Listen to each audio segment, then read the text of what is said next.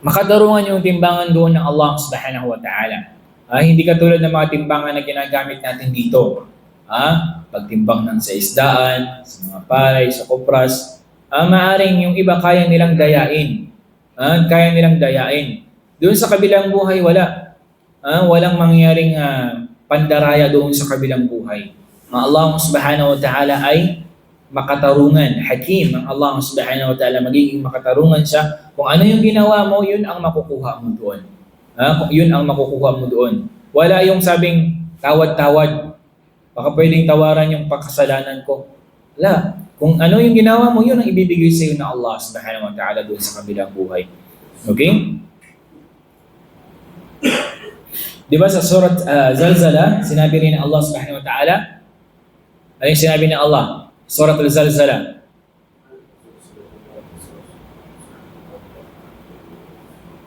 إذا زلزلت الأرض زلزالها وأخرجت الأرض أثقالها وقال الإنسان ما لها يومئذ تحدث الناس فمن يعمل مثقال ذرة فمن يعمل مثقال ذرة خيرا يرى ومن يعمل مثقال ذرة شرا يرى. Doon sa kabilang buhay, sabi ng Allah, sino man sabi niya yung gumawa, mithqala dharratin, yung kakarambot lang na gawain, ay makikita niya yun sa kung kabutihan. Gayun din kung nagawa siya ng masama na maliit, makikita niya rin yun sa kabilang buhay. Doon parang sabi ng ibang mga eskola ay mayroong parang malaking TV na ipapakita doon sa iyo ng Allah subhanahu wa ta'ala yung mga gawain. Pero kung mayroong mga kapintasan doon sa nagawa mo, tatakpan yun sa iyo ng Allah subhanahu wa ta'ala. Okay? Gayun din, kaya nga, di ba mayroong hadith ng Rasulullah SAW dito? Sino man sabi mo, man satara musliman, satarahu Allahu yawmal qiyamah.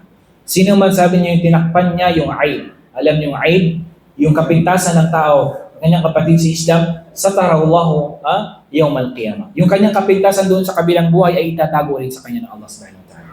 Hindi niya ipapakita sa ibang mga nilikha. Okay? Hindi natin may pagkakailang bawat isa sa atin, meron tayong mga kapintasan, meron tayong mga nagawang mali. Pero dahil sa iyong pagtakip sa kapintasan ng iyong kapatid sa Islam, hindi mo pinagkalat na may ganito siyang katangian o ano pa mang mga gawain niyang kasalanan na gawa, tinakpan mo yun, hindi mo pinagkalat, sa kabilang buhay, insyaAllah ta'ala ay itatago rin sa iyo ng Allah subhanahu wa ta'ala. Okay? Hindi yung pagkalat mo sa social media, ito si Pulan, ganito yan si Pulan. So hindi mo makukuha yung pinangako ng Rasul sallallahu alaihi wasallam, man satara musliman satarahu Allahu yawmal qiyamah. Okay? So hangga't maaari ay kung mayroong kapintasan, mayroong pagkukulang ang bawat isa sa atin, ay mas mainam na ito ay itago natin. Okay? Huwag natin. Kasi kahit na sa'yo mismo, kung mayroon ka sa sarili mo, ayaw mo itong makita ng ibang tao. Kaya nga kung nakagawa ka ng kasalanan, huwag mo nang sabihin sa mga tao. Kaya nga, huwag ka na maging proud pa. Sabi nga ng Rasul sallallahu alaihi wasallam, kullu ummati mu'afan illa mujahirun. Lahat sabi niya ng aking umma ay mu'afa. Ibig sabihin, patatawarin ng Allah maliban sa mga mujahirun. Sino sila? Sila yung mga naglalantad ng kanilang kasalanan at proud na proud pa sila. Ako, ganito, isang kiss, isang araw, isang kiss ng kwan. Pinapagmayabang niya pa yung kanyang nagawang kasalanan.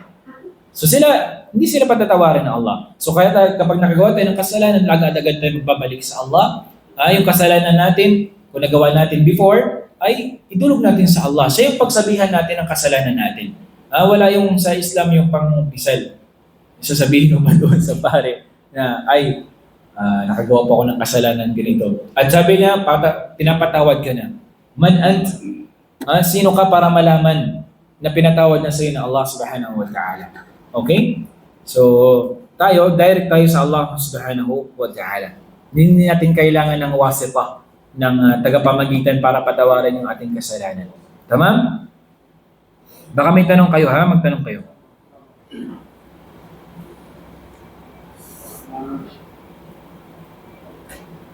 Kala may tanong si Bro Javier. Ay, tama. Ano na check yung bawal, nagawa sa kanya kasalanan, nag-serve niya sa iba, si Boss Ganto. Karoon siya ng kasalanan doon. Para siya yung nakinig. Yung, nakinig o narinig lang. Nakinig.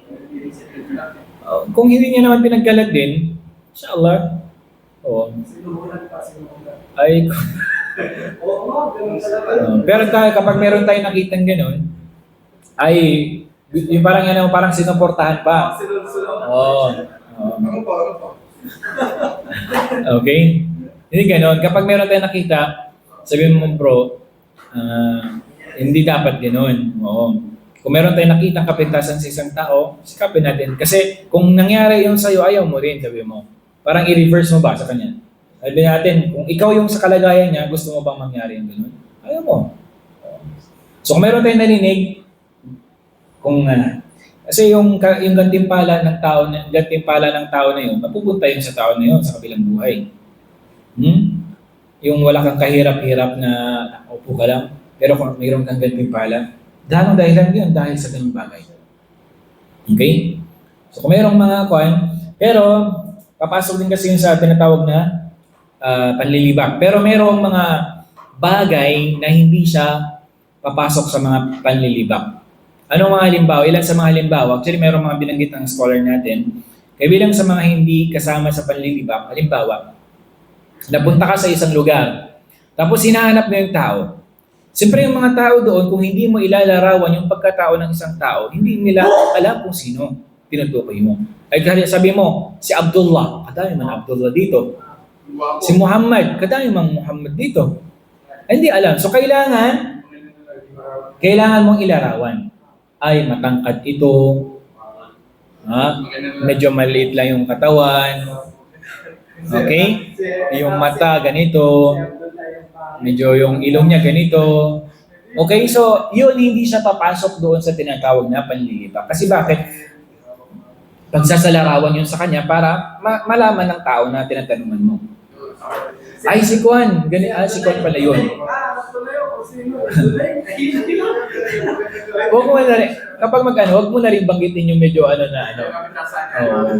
least yung medyo familiar lang, ganito yung position. Halimbawa, meron siyang position sa Kwan, saan siya matira. Tamam? So yun. So actually marami pang mga pangyayari doon sa paglilitis doon sa kabilang buhay. Bawat sa atin ay lilitisin ito ng Allah subhanahu wa ta'ala. Kabilang din sa mangyari doon ay yung tinatawag na suhuful a'mal, yung talaan ng ating mga gawain. So ang bawat isa sa atin meron tayong suhuful a'mal, yung talaan ng ating mga gawain. So mayroong tinatawag na si kiraman at katibin. Okay? Dalawang anghel na nagbabantay sa atin. Okay? Sinusulat dito yung ating mga gawain. Mabuti man ito o masama.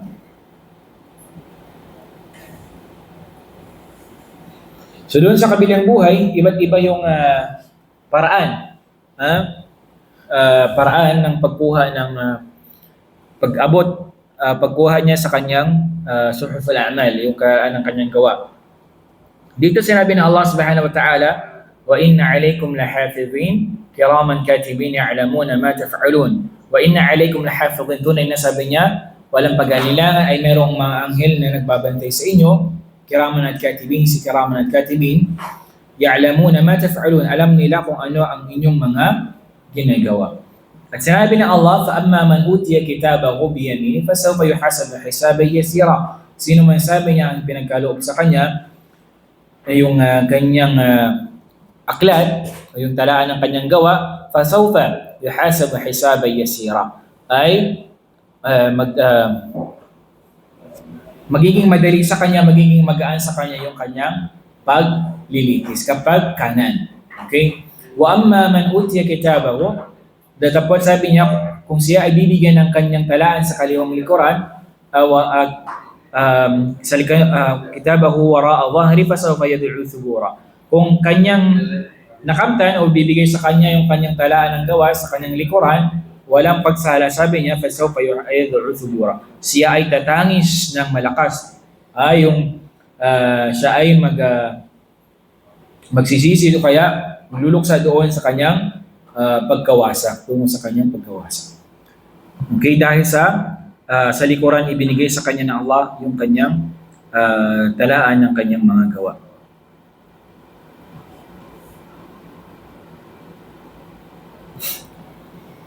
Tama. Kabilang din doon yung hisab, yung pagbibilang o pagkukwenta ng ating mga gawain. Okay? So kukwentahin simula nung tayo ay bibilangin at kukwentahin yung ating mga gawain. Tama? Mabuti man ito o masama. Dito sinabi ng Allah Subhanahu wa Ta'ala,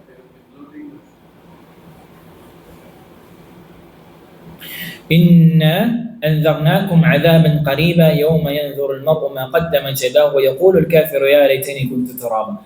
Ito ay sa surat An-Naba. Okay? Katiyakan sabi ng Allah, Inna anzarnakum 'adaban qariba yawma yanzuru al-mar'u ma qaddamat yadahu. Okay? Katiyakan sabi ng Allah, binalaan namin, anzarnakum. Binigyan namin kayo ng babala, binigyan namin kayo ng warning hinggil sa azab, sa parusa na magaganap sa araw ng muling pagkabuhay na napakalapit na mangyari. Yawma yanzuru al-mar'u ma qaddamat yadahu. Doon sa kabilang buhay, sa araw na iyon ay titignan ng tao yung kanyang mga ginawa, ma qaddamat yadahu, ginawa ng kanyang mga kamay. Okay?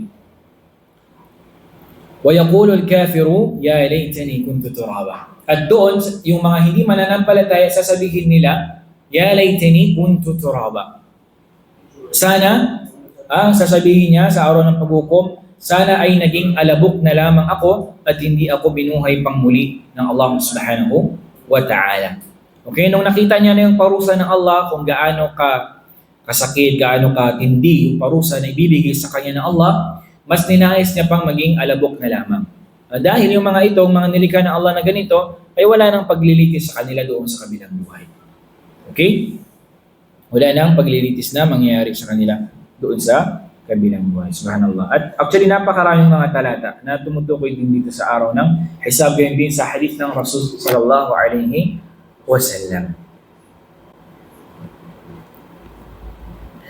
So, inshallah, may dalawang na lang. Then, inshallah. Okay? Yung second to the last ay yung tinatawag na hawd. Ang bawat, alam niyo yung lawa, yung hawd na rinig niyo na, hawdun Nabi sallallahu alaihi wasallam. Ito yung hawd na hinanda sa Ummah al-Islamiyya, itong nasod ng Propeta Muhammad sallallahu alaihi wasallam sa araw ng Qiyamah. Okay? At iinom yung mga yung nasod na ito dito sa hawd ng lawa ng Propeta Muhammad sallallahu alaihi wasallam. Ito ay yung mas maputi pa kaysa sa gatas at mas matamis pa sa pulot pukyutan, yung honeybee. Tama? Ang tanong dito, bawat propeta ba ay meron silang ganito? Na meron silang, bawat isa sa kanila ay merong ganito.